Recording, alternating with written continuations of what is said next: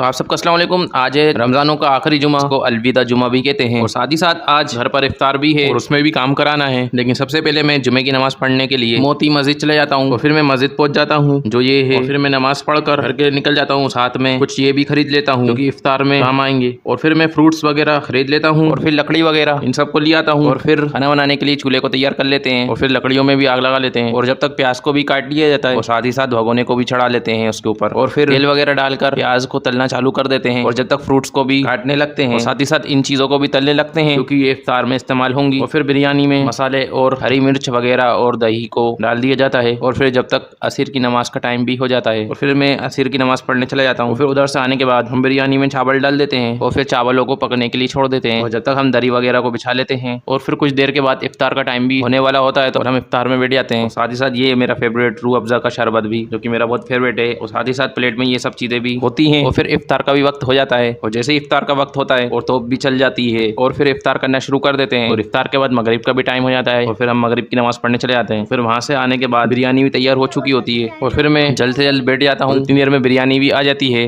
और फिर मैं बिरयानी को अपने प्लेट में निकाल लेता हूँ। और जब तक मैं बिरयानी को समझ रहा हूँ